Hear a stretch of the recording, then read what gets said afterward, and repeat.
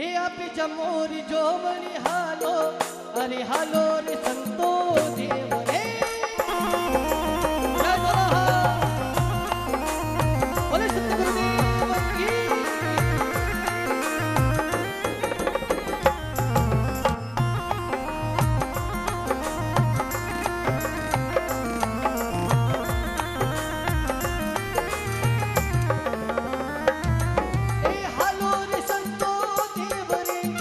जमोरी जोमनी हालो, ए हालो रे संतो देव रे। जमोरी जोमा हालो, ऊंचो सिंगा शरीराम रो, ऊंचो सिंगा शरीराम रो। शरीरा में शीश नवाया, ए शरीरा में शीश नवाया। ए सतगुरु सारे आया पोमड़ा, केड़ी केड़ी महिमा करिए। गंगा जल भरियो भात को, पगदर खाई हरि का बतावे नारी हो जी।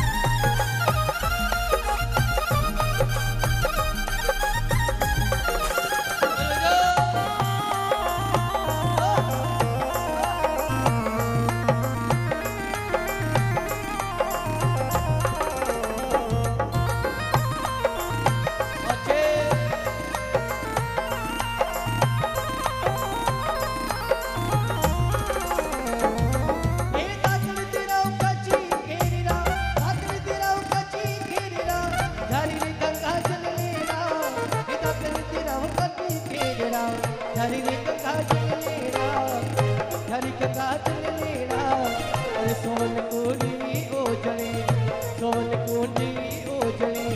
मुनि में नावन करना, हरे मणि में नावन करना।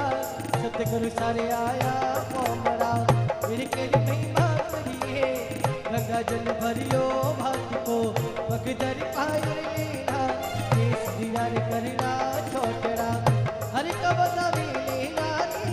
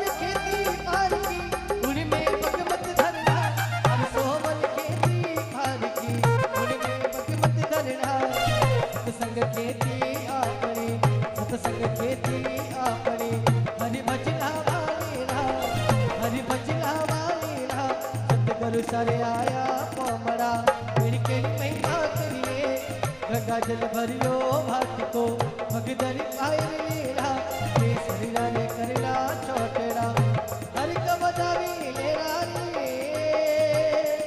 हो जी। एक बार जोरदार ताली बजा के अभिवादन करें। बोले सतगुरु देव की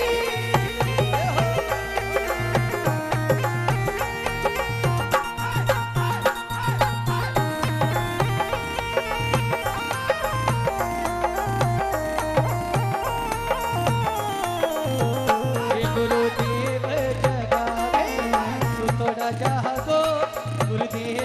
जगावे सुतोड़ा जागो राम जीरा भजना सुकई भागो गुरुदेव जगावे सुतोड़ा जागो ये सुतोड़ा जागो राम जीरा भजना सुकई भागो।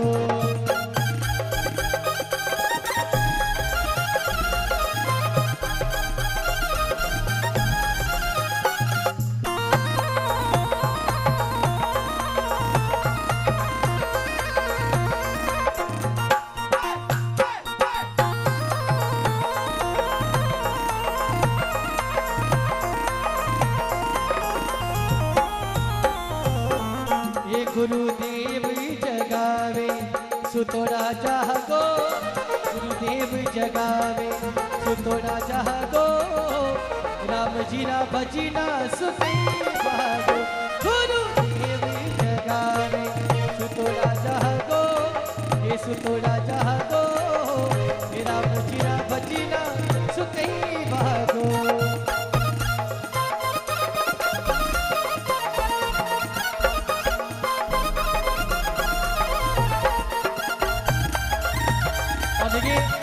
बड़ायो थाने घड़ोरी फूटी रो राम जी बड़ायो थाने दिन की फूटी रो एक मोती बजले बजे कहा गो एक मोती बजले मती कहा गो राम जी राम सुखई भागो गुरु देव जगावे सुतोड़ा जागो ये सुतोड़ा जागो राम जीरा भजना सुखई भागो। अरे बोले जाओ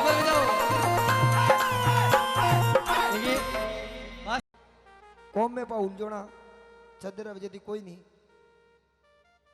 हमारे गादीपति में मिल चुके हैं, अब उत्तराधिकारी में मिल चुके हैं और हमारे शिष्यों की तरफ से जो भी अगली साल ये हमारा वचन है कि चाहे हमारे में से मैं रहूं ना रहूं, परवीन भाई रहे ना रहे, कोई शिष्य रहे ना रहे, चाहे बात ये नहीं हो रहे हमारा है।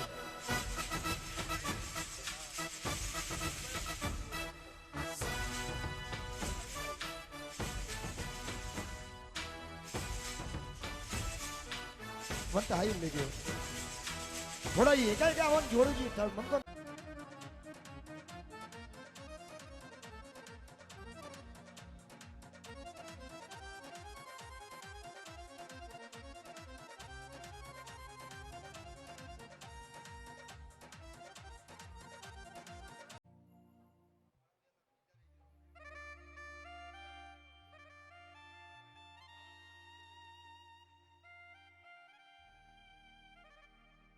गुरुदेव जगावे दोनों हाथ ऊपर करके कैमरे वाले का है आप हो गया एक बार थोड़ा कैमरा घुमा दे उनकी तरफ ठीक है ना। दोनों हाथ ऊपर उठा के मेरे साथ में गाएंगे सिराजी सिंदल। आपसे मेरा निवेदन है गुरुदेव जगावे तोड़ा जागो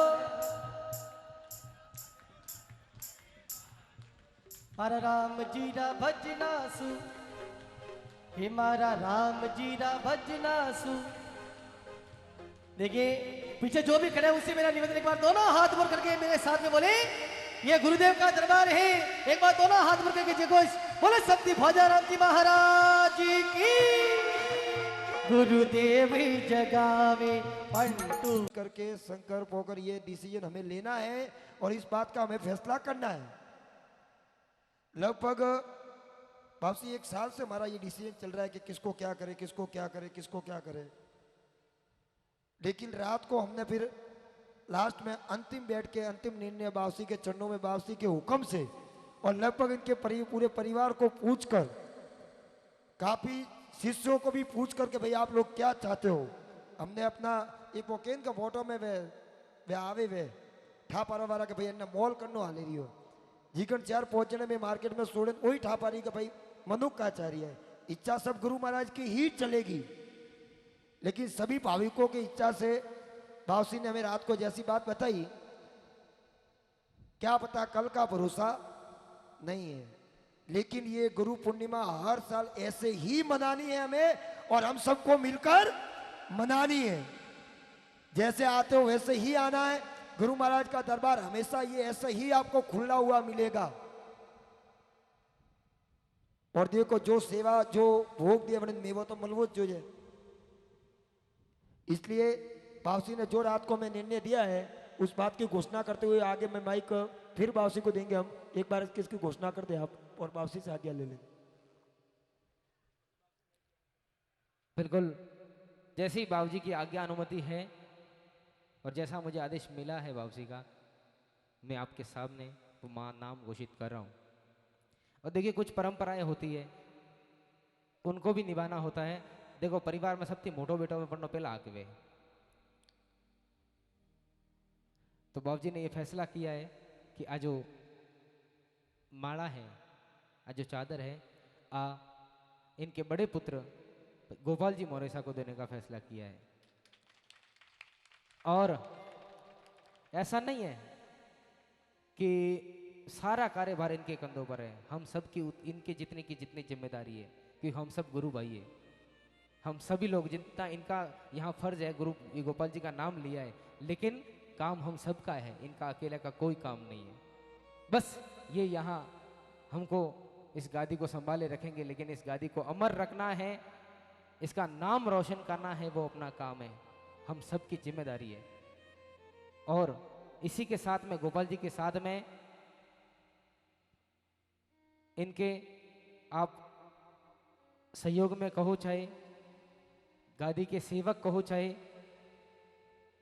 जो बाबूजी के अभी भी है,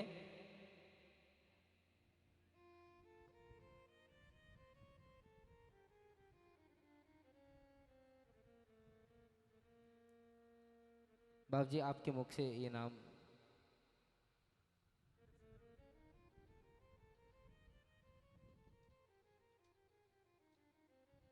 तो हमारे प्रिय भक्तगणों,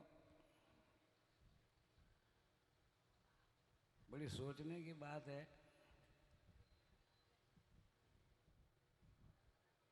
कि राजा दशरथ ने, जो रामचंद्र के पिता थे राजा दशरथ, इन्होंने शीशे में कांच के अंदर अपना मुंह देखा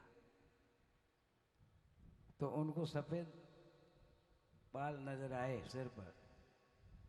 तब उनके मन में ये प्रश्न हुआ कि अब मैं तो बूढ़ा हो गया हूँ, इसलिए राजगद्दी तो किसी को देनी होगी अपने पुत्रों में से। तो उन्होंने भगवान राम को चुना और राजगद्दी उन्होंने अपने बड़े पुत्र राम को ये राजगद्दी दी।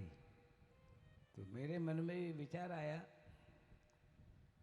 कि आखिर में शरीर तो मरण धर्मा है, ये अमर तो है नहीं, काया तो जाने वाली है, और वैसे भी मेरी भी आयु 80 से बाहर हो गई है और मुझे भी अपने मन में कुछ कमजोरी महसूस होती है।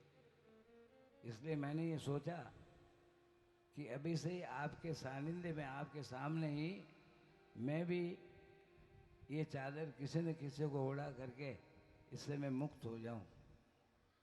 तो मैंने अपना निर्णय मेरे बड़े बेटे गोपाल को मैंने सुना मेरे मन में कि ये जो यहाँ का गृहस्थी पड़े में है, लेकिन इसका उत्तराधिकारी तो होना ही चाहिए, कोई ना कोई मुखिया तो होना ही चाहिए इसके लिए, क्योंकि मैं तो अभी रहूँगा। अभी तो कोई ऐसा थोड़े एक बात, 10 साल भी रह सकता हूँ और 5 साल चला जाओ अभी, तो अब किसी न किसी को तो कुछ कहना तो पड़ेगा, गाली तो दी जाएगी। इसलिए हम ही ऐसा काम हो गया जो तो हमेशा के लिए चलने वाला है और आप लोगों के सानिध्य से चलेगा। अकेला कोई आदमी कोई काम नहीं कर सकता। इसके अंदर गोपाल को ये यहाँ का मैं कार्यक्रम चतर देना चाहता हूँ, बड़े पुत्र को, वो ये संभालेगा।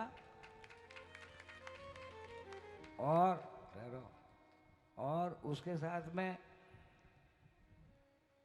हमारी जितने मतलब भी मेरे शिष्य है, जैसे पोकट भाई है, शंकर भाई है, मोती भाई है, हमारे ये टीमनाथ भी हमारे शिष्य है, ये है हमारे बेटे जैसे क्या नाम प्रताप और रमेश, ये सारे जो है वो एक जैसे ही नज़र आ रहे हैं। इसलिए प्रथम जो हमने गादी का काम सौंपा है वो तो बड़े बेटे गोपाल को ही ये गादी दी जाएगी और इनके सानिध्य में ये बराबर इनके साथ में लगे रहेंगे, ऐसे मैं उम्मीद करता हूँ। पोकट भाई और शंकर, हमारा रमेश और प्रताप, सभी मोती भाई, ये टीमनाथ, ये सभी इनके सानिध्य में ये काम होगा। लेकिन मुद्दा एक केवल मतलब उसका गोपाल का ही रहेगा। दिमाग में नहीं आया आपको? आपको मंजूर है सबको? हाथ तालियां बजाओ फिर,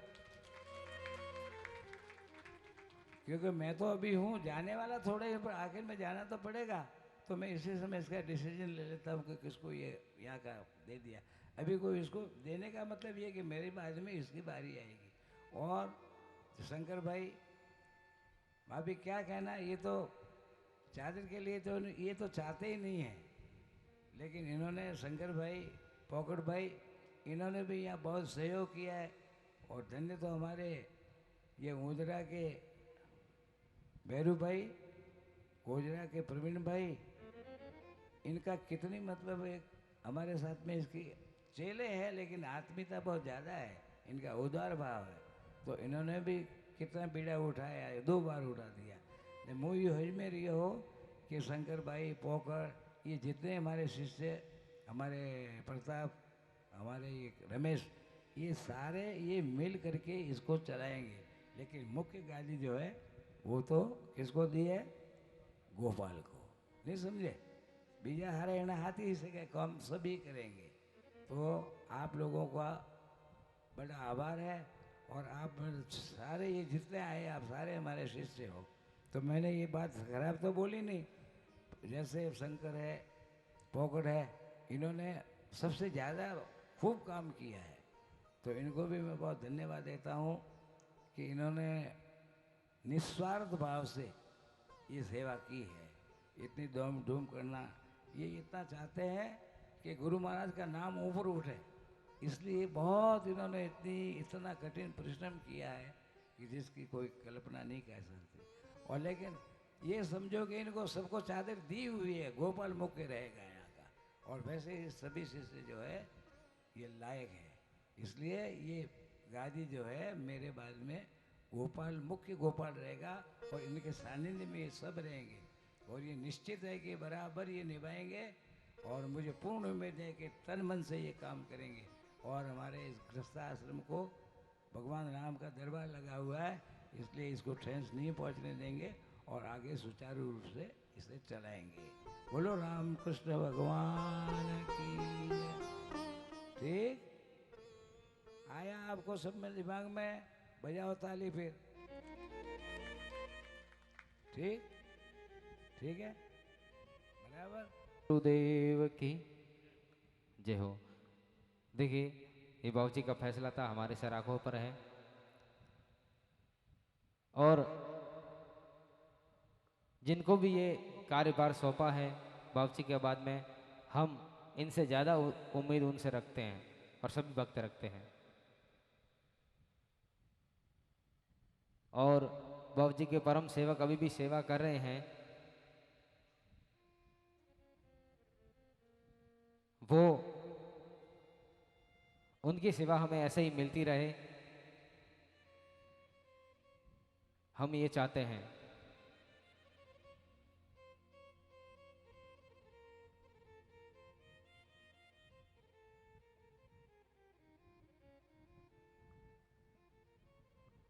मोरे साहब 2 शब्दों में आपको, हमें गोपाल राम जी, हाँ हमें मोरे साहब तो गो, हमें तो अपने गुरु महाराज अटैक लागी बूढ़े। बोलो सतगुरुदेव की जय हो।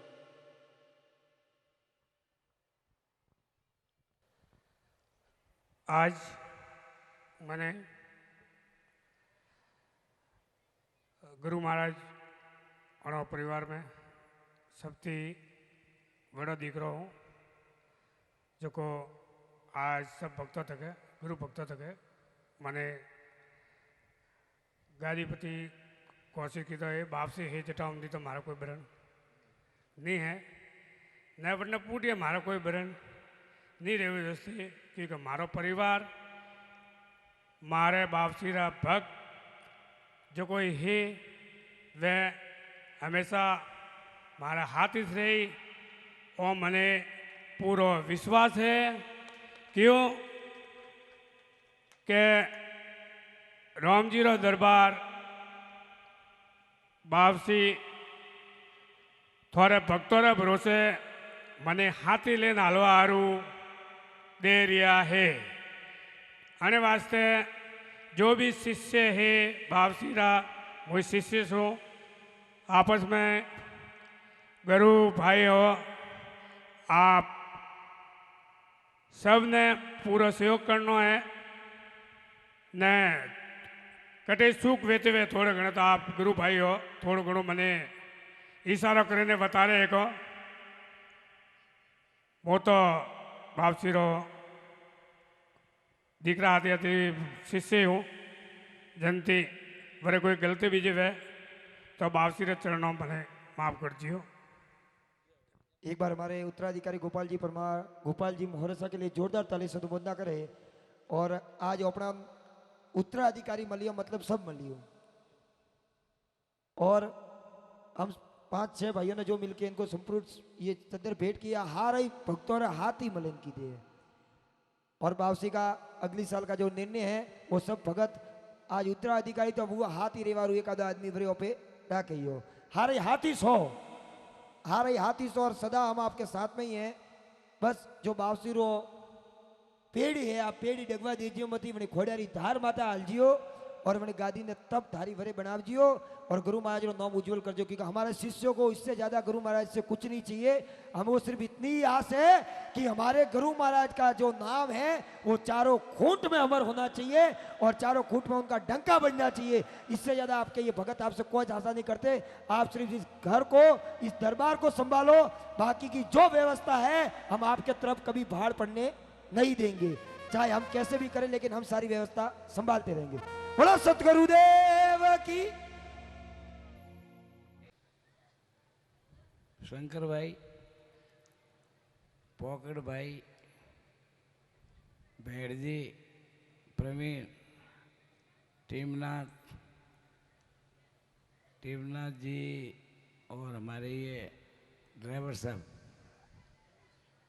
इनकी बड़ी कृपा से मेरा खूब सम्मान रहा है।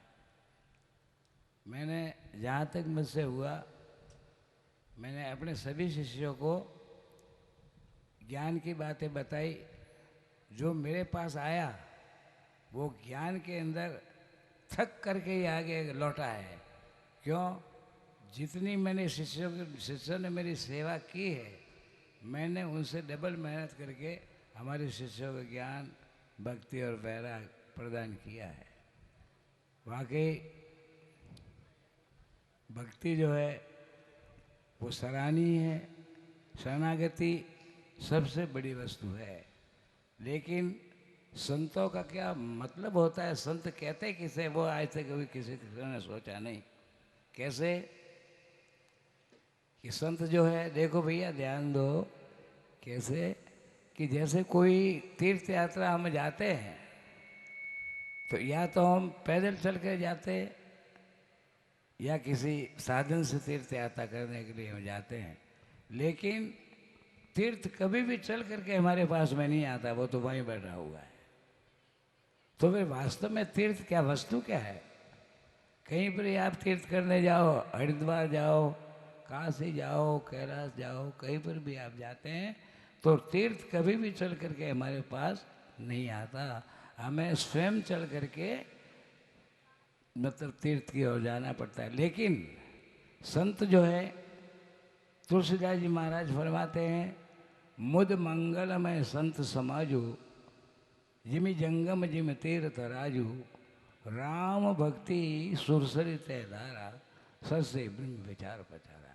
संत जो है ऐसे तीर्थराज प्रयाग है, वो चलते फिरते तीर्थराज प्रयाग है, जो स्वयं चल करके हमारे पास आते हैं, हमें ज्ञान, हमें वैराग्य और हमें भक्ति प्रदान करते हैं। लेकिन जो तीर्थ जहाँ मंदिर बने हुए हैं वो तीर्थ कभी चल करके हमारे पास में नहीं आता है। लेकिन संत एक ऐसा तीर्थराज प्रयाग है, काशी है, कैलाश है, हरिद्वार है, जो स्वयं चल के हमारे पास आकर के हमें ज्ञान, वैराग्य और भक्ति हमें प्रदान करते हैं। अब ये सत्संग जो है एक बिना पाल का दरिया है। ये सत्संग जो है अभी आप कर रहे हो इस समय, ये बिना पाल का दरिया है। इस सत्संग का टूंडा नहीं है। तुम ढूंढ करके भी सत्संग का टूंडा तुम नहीं निकाल सकते। ये इतना गहरा मतलब महासागर है सत्संग। लेकिन इस महासागर, सत्संग रूपी महासागर के अंदर संत जो है कमल की फूल की तरह से खिलते हैं जब वो सागर अच्छा लगता है। अब सत्संग जो इतना गहरा है, कोई भी उसके किनारे से चलता है और अगर फिसल करके भी उस सत्संग रूपी दरिया में अगर गिर जाता है तो काक होए पिक बकऊ मारा, तो कौआ, कोयल और बुगले हंस हो जाते हैं। इस सत्संग के अंदर जिन्होंने मतलब डुबकी लगा दी, भूल से चलते हुए फिसल करके सत्संग रूपी दरिया में अगर कोई गिर जाता है तो तुलसीदास जी कहते हैं काक होए पिक बकऊ माराला, वो कौए कोमल, कौए कोयल और बुगले हंस हो जाते हैं। इसलिए बहुत से संत कहते हैं कि कई कोयल जो है और बुगले हंस कैसे हो जाते हैं, हो रहे हैं। मज्जन फल पे किए तत्काला, काक होए पिक बकऊ माराला। इस जो दरिया है, सत्संग रूपी दरिया, उसका तुलसीदास जी कहते हैं इसका महत्व तो देखो, क्या कैसा महत्व है इसका कि काक होए पिक बकऊ माराला, सुनी आचरज करे जनी कहूँ मुझे सत्संग महिमानी को। जो बहुत से ऐसे भक्त हैं कि कौए कोल बुगले हंस होते होते और हो रहा है, लेकिन ये सत्संग की बड़ी महिमा है। जिससे सत्संग को नहीं जाना वो संतों को भी क्या जानेगा। इसलिए क्या बोला, हरि हर कभी खूब जबानी, कैत साधु महिमा सचानी, सो मोशन कई जात न कैसे, साक बनिक मनि गुण गुण जैसे। यानी ब्रह्मा, विष्णु, महेश, देवता सारे संतों की महिमा गाते हुए नेति नेति करके थक चुके हैं, लेकिन संतों की महिमा कोई उसका पार नहीं पा सकता। कारण तुलसीदास जी महाराज फरमाते हैं, हाँ, साक मनिक बनिक गुणगन जैसे। तुलसीदास जी कहते हैं कि संत तो हीरा, मूंगा, मोतिया है, एक साग सब्जी बेचने वाला संतों की कीमत को क्या जाने। एक साग सब्जी, हाथ भर ताले बजाओ, एक साग सब्जी बेचने वाला बनिया संतों की कीमत को नहीं जानता कि संत होते क्या है। इसलिए संतों के लिए संत मिले साहेब मिले, अंतर राही न रे, मनसा वाचा कर्मणा साधु साहेब। संत में और परमात्मा में कोई अंतर नहीं है। इसलिए हमें जिस प्रकार से शिवरी व्यक्ति ने बेलनी थी, उसने मतलब भक्ति की, तो कैसी उसकी भक्ति थी। और भक्ति के अंदर कोई विशेष प्रयास नहीं है। आप सोचो, कहो कवन पद भक्ति प्रयासा, जोगन मख जप तप उपासा। इस भक्ति के अंदर न तो योग है, न मतलब कोई हवन विद्या भी नहीं है, और न कोई ध्यान भी इतना गहरा समाधि वाला नहीं है। तो फिर क्या होगा, कैसा होना चाहिए, सहज स्वभावन मन कुटिलाई, जता लाभ संतोष सदाई। सहज स्वभाव हो, मन के अंदर कुटिलता न हो, ये भक्ति के लक्षण है। लेकिन भक्ति भी 9 प्रकार की बताई गई है। 2 मिनट का समय ले रहा हूँ। भक्ति कितने प्रकार की बताई गई है? 9 प्रकार की। जो शिवरी भिलनी के अंदर 9 की 9 भक्तियाँ मौजूद थी। अब देखो कौन सी भक्ति है 9 प्रकार की। पहली भक्ति, प्रथम कर संतन कर संग, ये पहली भक्ति है। पहली भक्ति कौन सी है? संत पुरुषों का संग करना पहली भक्ति है। प्रथम कर संतन कर संगा, और दूसरी रति में कथा प्रसंग। रति का मतलब होता है लगाव। और दूसरी भगवान की जो भक्ति है, कोई भी संत हो या कोई भी भक्त लोग आपस में भगवान की बातें करते हैं तो बड़े कान करके सुनना, ये दूसरी भक्ति है। प्रथम कर संतन, और आपके अंदर मौजूद है, सब मिल रही है अभी। प्रथम कर संतन कर संगा, और दूसरी रति में कथा प्रसंगा। तीसरी, हाँ, गुरुपद पंकज सेवा, तीसरी भक्ति अमान। चौथी भक्ति में गुण गने करे कपट गान।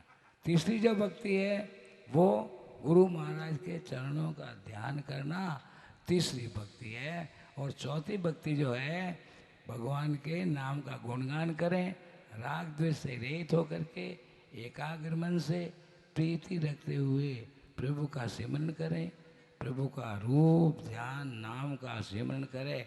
ये मतलब चौथी भक्ति है।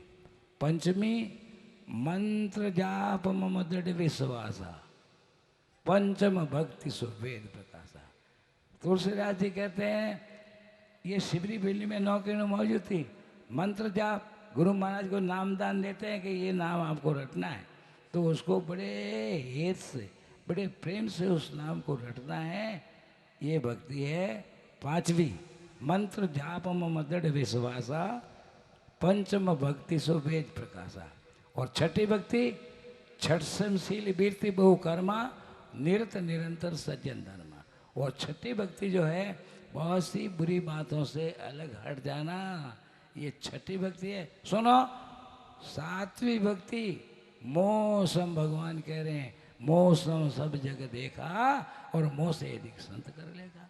सातवीं भक्ति जो है, पूरे ब्रह्मांड के अंदर वो भक्त जो है भगवान के दर्शन करें, और भगवान जो है संत को है, भगवान से भी संत को बड़ा समझे। ये सातवीं भक्ति है। अष्टम जता लाभ संतोषा, सपने उन्हें देखे पर दोषा। आठवीं भक्ति है, जितनी में रोजी रोटी भगवान देते हैं उसके अंदर सबूरी करें, वो है कौन सी? आठवीं भक्ति। नवम सरल सबसे छल हीना, मम भरोस ये हर्ष न दीना।